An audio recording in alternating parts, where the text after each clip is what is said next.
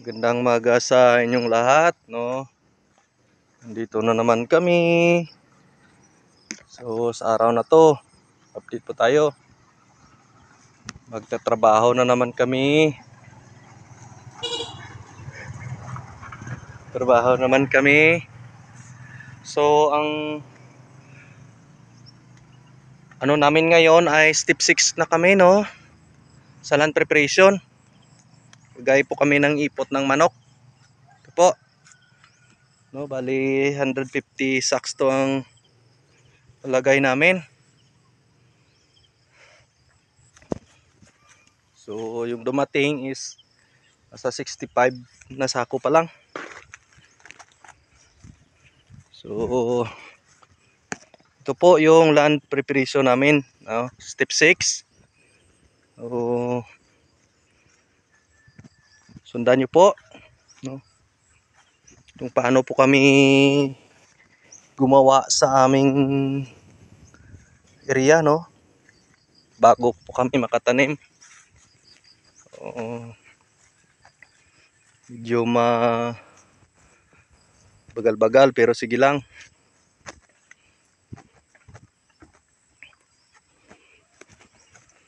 Ito ang pinakamahirap paglagay ng ipot ng manok. Kasi sa amoy pa lang, medyo ano na.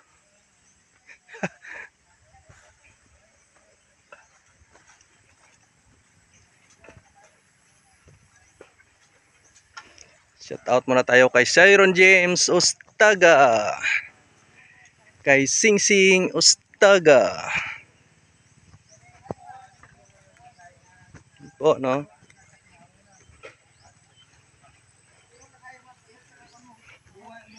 So, 5 kami ngayon.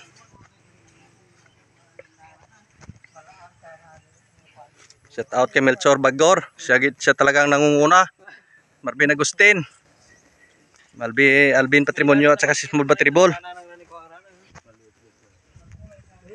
So, yun po, medyo mabagal-bagal yung sa step 6. Kasi medyo mabango yung ipot ng manok. So, yun lang po, no? Tiyagala tayo.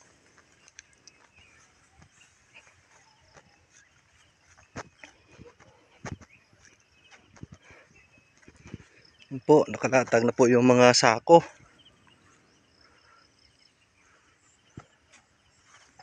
Yun po, nakalatag na po yung mga sako.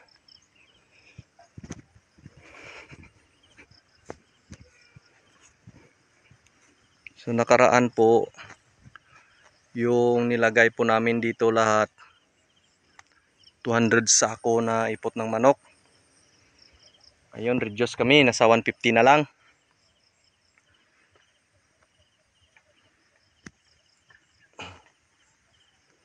So, yun po, no?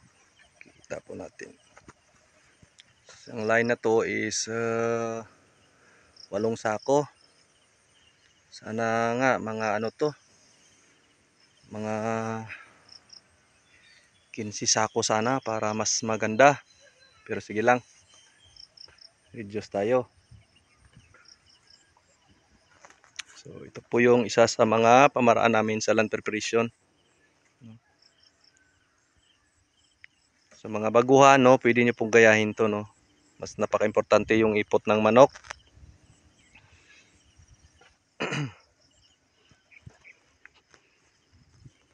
Malaking tulong po yung ipot ng manok.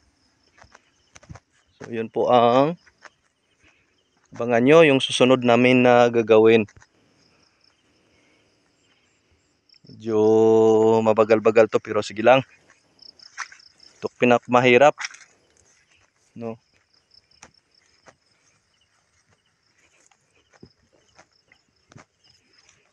Ito, no. Abangan nyo po.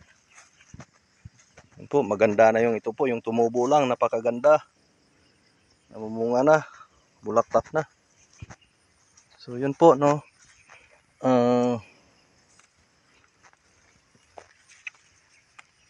Sana po makatulong po ito sa inyo, no. Lalong-lalo na po sa mga buguhan, no. Sundan nyo po yung aming land preparation. Kasi po, pag sa land preparation hindi na maganda, wala po kayong asahan na maganda yung tanim nyo. Iba talaga yung napreparar ng maayos.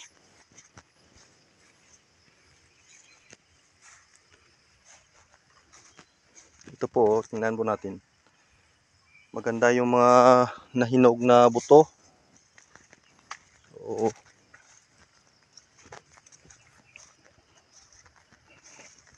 sana itong linggo na to matapos na yung makalatag na kami ng plastic mulching. Para na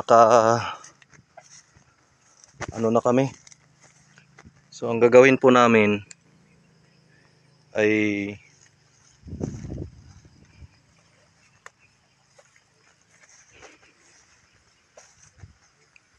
po kami, hindi kami po mag direct seeding ngayon, no? Magpunla po kami kasi medyo maulan-ulan, baka mabulok yung aming binhi. So magpunla po kami, no?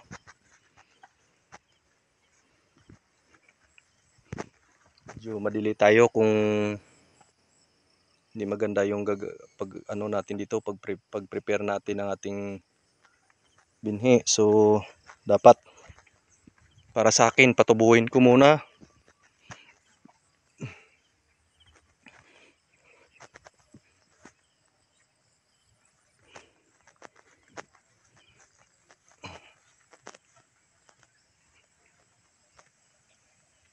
So yun lang po, no? Makikita po natin na maganda na yung lupa, no? Buhaghag na. Kasi mga 2 linggo na to na hindi nagalaw, no? Wala nung gumawa kami ulit ng kanal, no? Dinagdagan namin yung kanal namin. So hindi na po kami dito matakot na bisan umulan, hindi siya matubigan, mababad yung puno, no?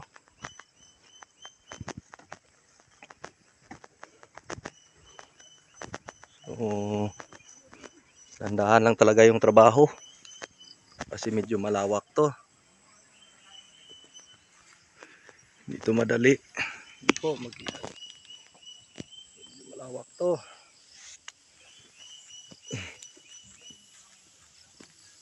So wait lang po, no? So yung ipupunla ko rito is 3 lata ng 100 grams. Bali 1,000 bali 300 grams, no? Yung pupunla namin dito. So mga siguro nandyan tatakbo sa mga 1,4 to 1,5 na puno siguro to. So abangan nyo po. So yun lang muna tayo, no? Sundan nyo po, no? Sana makatulong po sa inyo itong malaki. So yun lang po, no? God bless sa inyong lahat. Saka shout out pala kay Boss Jimuel Arpa. So yun po, no? Dapat step by step yung gawa, no? Para pag tumubo maganda, no? May quality yung ating tanim hanggang sa paglaki. Maganda yung bunga. Hirap yung tanim lang tayo ng tanim na hindi na preparar yung taniman. So wala po tayong asahan dyan na maganda. So ganun po ako ang pamaraan po namin, no? Dapat maayos talaga yung taniman. So sundan nyo po, no? Lalo na sa mga baguhan. Pwede nyo pong gayahin to. Yun po, no? Sa ganito, no? Pahinga muna ng konti yung mga kasama. Makahinga ng makalayo man lang sa ipot ng manok. So yun po, no? Magaganda yung mga buto na to. Ang tubo, pero yung iba nagtatanim ng second generation, pero sa akin po iba talaga yung F1. Dating sa bunga, maganda talaga yung bunga. Diyan po ako nagbi-base. Sa tagal ko po nagtatanim ng ampalaya. So yun lang po, no? God bless sa inyong lahat.